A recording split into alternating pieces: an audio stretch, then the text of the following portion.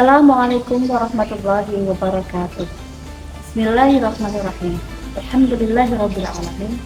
Shalatu wassalamu ala asyrofil anbiya'i wal mursalin sayyidina wa maulana Muhammadin wa ala alihi wa sahbihi ajma'in, amma ba'du.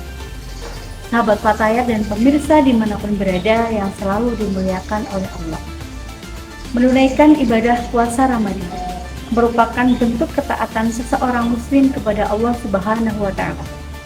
Akan tetapi, puasa tidak saja berbicara soal hubungan antara hamba dengan Tuhannya, melainkan juga bagaimana dengan puasa yang dijalani selama 1 bulan penuh.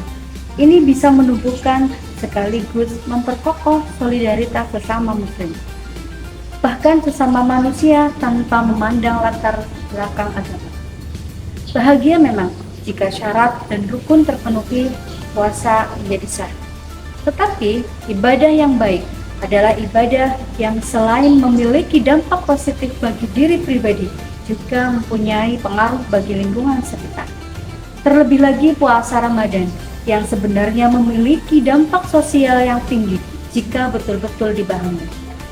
Dalam hadisnya, Rasulullah SAW bersabda, "Man fattara sha'iman kana lahu misla ajrihi ghairu annahu la yanqusu min ajri shaimi syai'an." Siapa yang memberi makanan kepada orang yang berpuasa untuk berbuka, maka baginya pahala seperti orang puasa tanpa mengurangi sedikit pun dari pahala orang puasa tersebut. Secara gamblang, hadis mendorong sesama agar mau bersedekah dengan memberi makanan atau minuman kepada sesama muslim untuk berbuka puasa.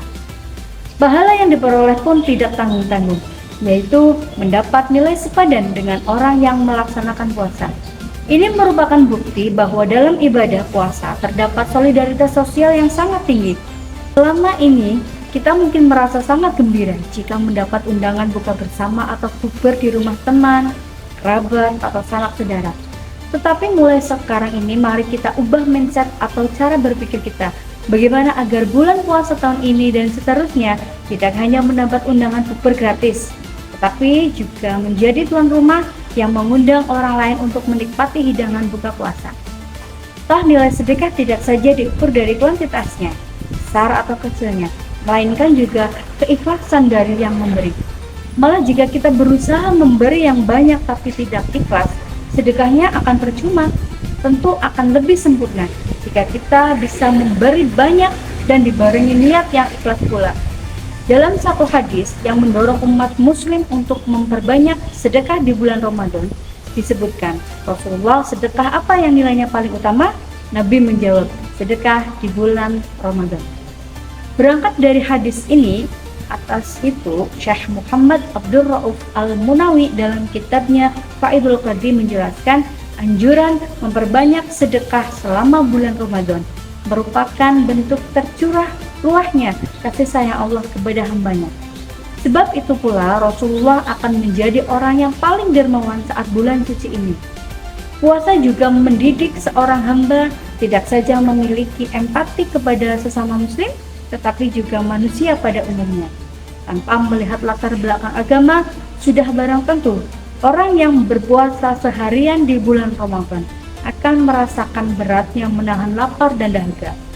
Apalagi jika sudah memasuki waktu zuhur, rasanya badan sudah lemas, mulai terlebih lagi jika memiliki profesi yang bekerja di jalan seperti ojek online, sopir angkot, dan lain sebagainya. Dengan pengalaman demikian, seharusnya bisa menumbuhkan rasa empati kepada diri seorang muslim bahwa menahan rasa lapar itu begitu berat. Dan hal inilah yang selama ini dirasakan oleh orang-orang yang hidup serba kekurangan, yang bahkan untuk mengganjar lapar saja mereka harus mengais makanan sisa di tong sampah. Syekh Izzuddin bin Abdissalam dalam kitabnya Maqasidus Shaum pernah menjelaskan, li'anna shaima idza ja'a tadzakkara ma 'indahu minal ju'i fahassahu dzalika 'ala it'amil ja'i. Karena sesungguhnya orang berpuasa ketika dia merasa lapar, dia mengingat rasa lapar itu. Hal itulah yang memberikan dorongan kepadanya untuk memberi makan pada orang yang lapar. kita masih mending menahan lapar hanya kurang lebih 13 jam dalam satu hari saat berpuasa. Setelah itu bisa kita menikmati ragam hidangan bergizi yang kadang sampai kekenyangan hingga sulit beranjak dari tempat makan. Sementara saudara-saudara kita yang hidup serba kekurangan bisa saja merasakan lapar sepanjang hari dan entah kapan akan berakhir. Jika mereka bisa mengganjar lapar pun, kadang hanya bisa dengan makanan sisa yang diperoleh dari hasil mengais sampah. Jika kita betul-betul mau mengamalkan kedua hadis Nabi di atas, tentu angka kemiskinan di negara ini perlahan akan menurun. Jangan sampai sahabat, di bulan yang katanya banyak anjuran ibadah sunnah, seperti memperbanyak baca Al-Quran, sholat tarawih, dan sejumlah kesunahan lainnya, justru membutakan diri kita dari ibadah sosial, seperti memperbanyak sedekah di bulan Ramadan. Semakin manfaat ibadah bisa dirasakan banyak orang, semakin besar pula pahalanya. Lebih jauh lagi, prinsip dasar empati dan solidaritas sosial dalam ibadah puasa juga bisa diterapkan dalam banyak hal. Misalnya, solidaritas dalam menciptakan lingkungan yang sehat, menanamkan prinsip gotong royong dalam bermasyarakat, dan sebagainya. Sahabat, sekilas puasa memang hanya mendidik rasa empati seseorang untuk memiliki sifat tenggang rasa kepada orang-orang yang hidup berkekurangan. Tetapi jika ditarik ke nilai solidaritas universal, maka puasa juga mengajarkan kepedulian sesama dalam aspek kehidupan sosial yang lebih kompleks. Semoga ibadah puasa tahun ini dan seterusnya bisa menjadikan kita hamba-hamba yang memiliki nilai solidaritas sosial yang tinggi, baik sesama muslim atau manusia pada umumnya, tanpa memandang latar belakang agama. Semoga Allah Subhanahu wa Ta'ala terus membimbing kita semuanya ke jalan yang benar. Semoga kita bisa bertemu di lain kesempatan yang baik lagi. Sekian yang dapat saya sampaikan. Wallahul muwaffiq ila aqwamit thoriq. Assalamualaikum warahmatullahi wabarakatuh.